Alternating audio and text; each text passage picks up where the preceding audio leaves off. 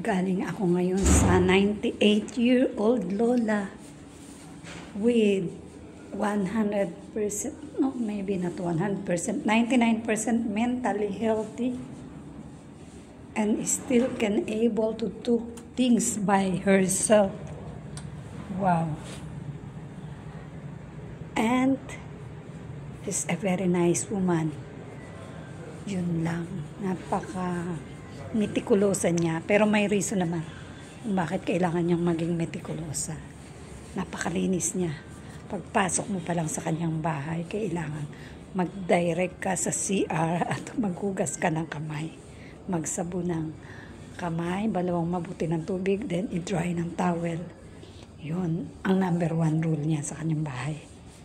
Lahat ng pumapasok, ganoon. Ewan ko lang kung pag ibang tao na medyo matataas. Pero yung mga kagaya namin yun. Kasi may reason naman siya. May mga binanggit siyang reasons na reasonable naman talaga. Few hours lang ako nagtrabaho sa kanya. Pero napakadali at enjoy ako sa pakikipag-usap kasi very intelligente. Napaka-smart. Yung 98 na siya pero yung kanyang knowledge, yung kanyang kaalaman sa history, sa mathematics, is still functioning very well.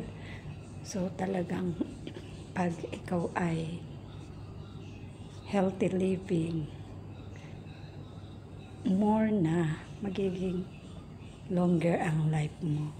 Hindi naman natin sinabing 100% na pag healthy living ka aabot ka ng mga 90 plus. Hindi naman dahil hindi natin alam kung kailan tayo kukunin ng ating ama. Pero sabi nga, nasa Diyos ang awa, nasa tao ang gawa. So tayo rin ang malaking factor kung bakit ang ating buhay ay nagtatagal. Kaya nakakatuwa yung pag babantay ko sa kanya from 9 o'clock in the morning until 1:30. So it's 13 minus 9, 4 hours, no, 13, yeah, 4 hours and a half, 4.5 hours.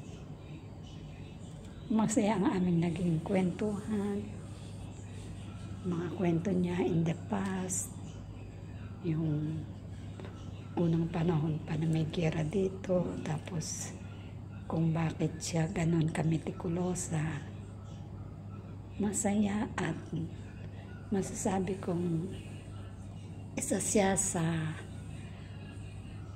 good employers.